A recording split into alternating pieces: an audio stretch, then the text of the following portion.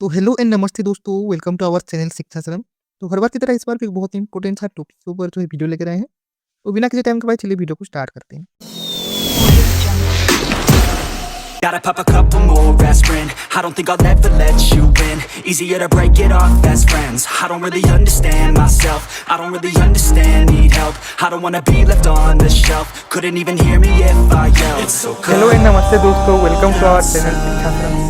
I'm alone, I'm all सो जैसा कि आप जानते हैं कि इस बार जो है नेक्स्ट और आईआईटी एग्जाम जो है कंसेक्यूटिव डेज में है, ठीक है। तो इसमें जो है बहुत सारे स्टूडेंट को बहुत जो है कन्फ्यूजन हो रहा है, एंग्जायटी हो रही है, ठीक है। पहले ऐसा होता था कि पहले आईआईटी एग्जाम होता था, उसके लगभग 15 टू 14 डेज़ के बाद ही जो है नेक्स्ट एग्जाम होता था। पर इस बार जो है कंसेक्यूटिव डेज़ में हो रहा है, तो बहुत सारी जो है डाउट्स जो है और परेशानियाँ हो रही है जो एस्पिरेंट्स हैं। तो आज उसी सारे प्रॉब्लम्स के बारे में डिस्कस करेंगे और उसका एक सॉल्यूशन फाइंड करने का ट्राई करेंगे, ठीक है। तो चलिए आगे बढ़ते हैं। तो आगे बढ़ने से पहले my self Sumant Kisan and I am currently pursuing integrated MSc in chemistry at NISER and I am in third year right now. Okay, so आशा करता हूँ कि आप मेरे बारे में थोड़ा बहुत जान गए होंगे। तो सबसे पहला तो ये है कि डोंट पैनिक। ओके, सो आप ऐसा मत सोचिए कि एग्ज़ाम जो है कंसेक्यूटिव डे में है, कैसे मैं बैलेंस करूँ, कौन-सा इम्पोर्टेंट है, सब तो मैच हो जाएगा। तो जो है आप टेंशन मत लीजिए ये सब चीज़ों के बारे में, सबसे पहले रिलैक्स हो जाइए, ठीक है? काम हो जाइए, स्टे काम, क्योंकि कुछ भी अभी आप एग्ज़ाम से पहले ही अगर आप जो है टेंशन में आ जाएँगे, तो बहुत दिक्कत हो जाएगा। मेन एग्ज़ाम के टाइम आपका बहुत जो है आप पैनिक करना स्टार्ट कर देंगे। इसलिए सबसे पहले तो रिलैक्स हो जाइए, काम कर लीजिए, काम रहिए। आपका बोर्ड एग्ज़ाम अभी चल रहा होगा, तो वो जो है आराम से लीजिए, ठीक है? और उसके बाद जो है आप अपना मेन प्रिपरेशन स्टार्ट करिए, ठीक है? तो सबसे पहले आपको ये समझना होगा कि भले ही ये कॉन्जिक्यूटिव एग्ज़ाम है, लेकिन आपको दोनों के लिए सेपरेट प्रिपरेशन उतना जो है ज़रूरत नहीं है, ठीक है? It doesn't require a separate preparation, ठीक है? आपको बस मास्टरी में ध्यान देना है, आपका एफर्ट्स को जो है आपको डिवाइड नहीं करना है, ठीक है? क्योंकि आपको ये चीज़ समझना होगा कि जो नेस्ट के थ्रू है, आप उसमें नाइजर जा सकते हैं, ठीक है? और जो आईआईटी एग्ज़ाम के थ्रू उसमें आप जो है आइज़र आईआईएससी, आईएससीएस और आईआईएसटी जैसे इंस्टीट्यूट में आप और आईआईटीज़, ठीक है? तो इसमें आप जा सकते हैं, ठीक है? तो भले ही दोनों एग्ज़ाम अलग-अलग है, लेकिन दोनों का एक ही मोटिव है कि दोनों एग्ज़ाम के थ्रू जो है आप रिसर्च इंस्टीट्यूट के टुवर्ड्स जो है रिसर्च ओरिएंटेड साइंस एजुकेशन आप जो है परस्यू कर सकते हैं, ठीक है?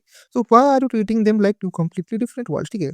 तो दोनों का ही सेम मोटिव है, आप जो है नेक्स्ट डे आईआईटी एग्ज़ाम दिए, दोनों एग्ज़ाम के थ्रू आप जो है रिसर्च अगर आप परस्यू करना चाहते हैं, तो आप जो है इस फील्ड में आगे बढ़ सकते हैं, ठीक है? तो वही है कि आप जो है ऐसा मत समझिए कि आईआईटी एग्ज़ाम और जो है नेक्स्ट एग्ज़ाम वो अलग-अलग है, ठीक है? ऐसा मान लीजिए कि आप एक ही पेपर दे रहे हैं और उसी का शिफ्ट 1 आप जून 6 को दे रहे हैं और उसी का शिफ्ट 2 आप जून 7 को दे रहे हैं, ठीक है? बस अभी मेन चीज़ वही होता है कि आप उसका प्रिपरेशन कैसे करें, ठीक है? तो कंपैरेटिवली आप देखेंगे, अगर आप आईआईटी और नेक्स्ट का जो प्रीवियस ईयर क्वेश्चन देखेंगे, तो आपको देखने को मिलेगा कि आईआईटी एग्ज़ाम जो है स्लाइटली ईज़ियर होता है कंपेयर्ड टू नेक्स्ट, ठीक है? तो नेक्स्ट एग्ज़ाम थोड़ा हायर डिफ़िकल्टी लेवल का होता है और कंपेयर्ड टू आईआईटी, ठीक है? और नेक्स्ट में तो आपको मतलब 3 सब्जेक्ट्स के जो है आपका मार्क्स कंसीडर होता है और आईआईटी एग्ज़ाम में जो है आपका आप चाहे तो 4 सब्जेक्ट भी अटेंड कर सकते हैं और उसका जो है आपका मार्क्स जो है उससे आपका जो है रैंक और बाकी सब चीज़ें होती है, ठीक है?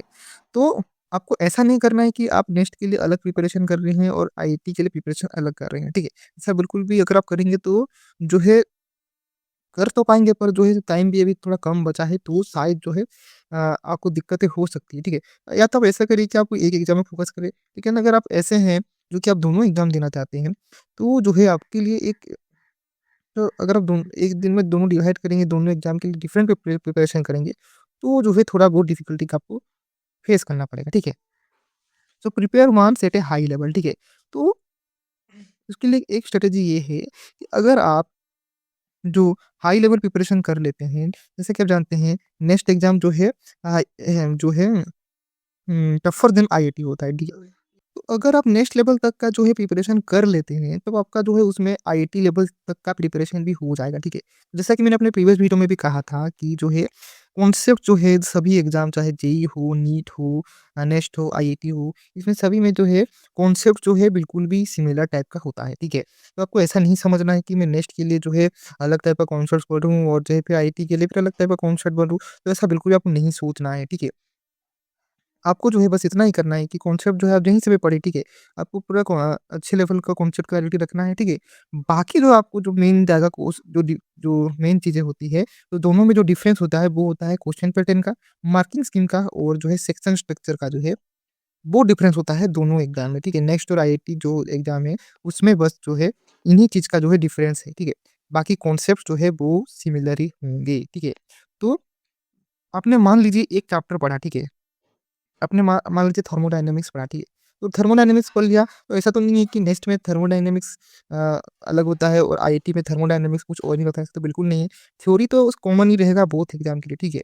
मेन जो होगा पढ़ने के बाद जो है आपको जब क्वेश्चन आप सॉल्व करेंगे, तब आपको क्वेश्चन जो है उस समय आपको कुछ क्वेश्चन नेक्स्ट लेवल के भी सॉल्व करने होंगे, कुछ क्वेश्चन आईआईटी लेवल के भी सॉल्व करने होंगे, जिससे कि आपका बोथ एग्ज़ाम का प्रिपरेशन साइमल्टेनियसली हो जाएगा, ठीक है?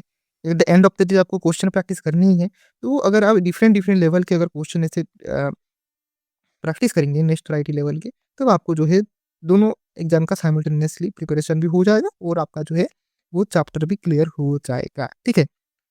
तो आशा करता हूँ कि आप यहाँ तक समझ गए होंगे कि आपको कैसा प्रिपरेशन करना है, ठीक है? सिंपल है, ज़्यादा कुछ टेंशन नहीं है। तो आपको 2 चीज़ों का ध्यान रखना है, आपको क्या नहीं करना है कि आपको 2 सेपरेट नोट्स जैसा नहीं बनाना है। ऐसा नहीं कि आप नेक्स्ट का अलग बना रहे हैं और आईआईटी का अलग नोट्स बना रहे हैं, ऐसा बिल्कुल भी नहीं करना है। सेपरेट टाइम टेबल भी ऐसा मत बनाइए मेरे ख्याल से। ठीक है? और ऐसा भी नहीं कि आप एक चैप्टर को 2 बार पढ़ रहे हैं, मतलब रिवाइज़ करना अच्छी बात है, लेकिन सभी बाकी चैप्टर को भी आपको ध्यान देना होगा। ऐसा नहीं कि आप नेक्स्ट के लिए एक चैप्टर पढ़ रहे हैं, फिर वही चैप्टर आईआईटी के लिए पढ़ रहे हैं, तो ऐसा बिल्कुल भी मत करिएगा। एक बार पढ़िए और जो है एकदम अच्छे से पढ़िए उसको और बार-बार उसको रिवाइज़ करते रहिए, ठीक है? रिवाइज़ करना बहुत इम्पोर्टेंट है, ठीक है? तो पढ़िए और रिवाइज़ करिए, क्वेश्चन प्रैक्टिस करिए, सिंपल उतना सा बात है, ठीक है? आराम से आपका एग्ज़ाम क्लियर हो जाएगा, ठीक है? उसके बाद इसके अलावा आपको ये करना है कि आपको चैप्टर को डीपली पढ़ना है, नेक्स्ट प्रीवियस ईयर क्वेश्चन करने हैं, आईआईटी प्रीवियस ईयर क्वेश्चन करने हैं, बस ठीक है? So you can prepare both exams simultaneously. So learn concepts, practice questions and solve by, ठीक है? ये 3 जो है अगर आप चीज़ें कर देंगे, तो आपका कोई भी कॉम्पिटिटिव एग्जाम आराम से क्लियर हो जाएगा। और एक है रिवाइज़, ठीक है? वो तो learn concept, practice question, solve PYQs और रिवाइज़, ये चारों चीज़ अगर आप करेंगे, तो आराम से आपका जो है दोनों ही देखना आपका कॉम्पिटिटिव एग्जाम में आपका अच्छे से जाएगा और आप अच्छे रैंक से क्वालीफाई कर लेंगे, ठीक है? और सबसे इम्पोर्टेंट बात ये चारों आप अगर कंसिस्टेंटली करेंगे, ठीक है? ऐसा नहीं कि आप 2 दिन, 3 दिन किए और चौथे दिन आप जो है करना छोड़ दिया, ऐसा बिल्कुल भी नहीं, अभी बहुत ही कम टाइम बचा है। तो इसी टाइम पे ही आपको करना है, बाकी जो है आपको टाइम बहुत मिलेगा आपको रेस्ट करने के लिए, ठीक है? अभी भी रेस्ट करिए, आराम से रेस्ट करिए, लेकिन थोड़ा एक्स्ट्रा एफर्ट्स आपको इस पीरियड में आपको डालना होगा, ठीक है? बोर्ड एग्ज़ाम खत्म होने के बाद आप रेस्ट ले सकते हैं 1-2 डेज़ का, कि आपने बोर्ड एग्ज़ाम में आप सेंटर गए होते हो, वहाँ पे एग्ज़ाम दिए होते हो, तो थोड़ा वहाँ पे स्ट्रेस का माहौल होता है। तो उस स्ट्रेस से बाहर निकलने के लिए आप 1-2 डेज़ का जो है रेस्ट ले सकते हैं। उसके बाद जो है आपको नेक्स्ट आईआईटी का प्रिपरेशन में आपको लग जाना है, ठीक है? तो वही है, और सबसे इम्पोर्टेंट बात ये है कि स्लीप एंड मेंटल हेल्थ, ठीक है?